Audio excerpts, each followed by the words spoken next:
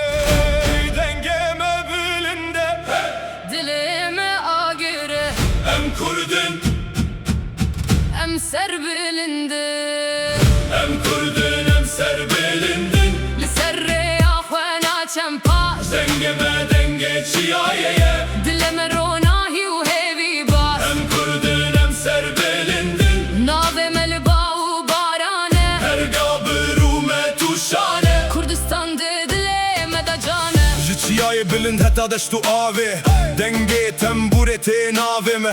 Em bistrane dibin yek deng, dileme germe vek roje reng. Dest bi dest u dil bi dil, em naşiken vek kevireçil.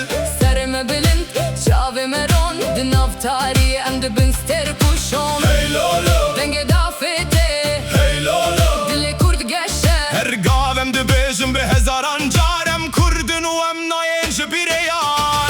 em Kurdin em serbilindin, li serre ya xwena çempar. Dengeme denge çiyayeye, dilime ronahi u hevi bas. Em Kurdin em serbilindin, nave melba u barane, ergabru me tuşane, Kurdistan dilime da cane. Rapim te wek baran li axê, her peyvê min denge şaxê.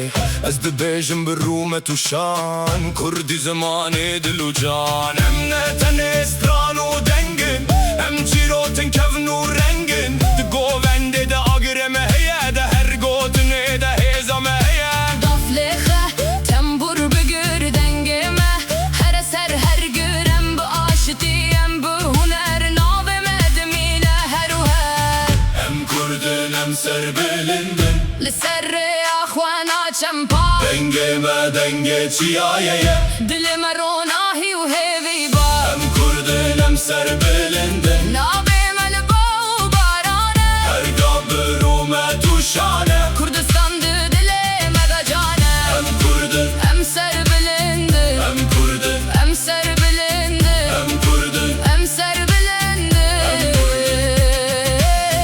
em Kurdin. em serbilindin. Bistrane em dijîn, Dilê xwe em dibêjin, Kurdistan. tu canê minî.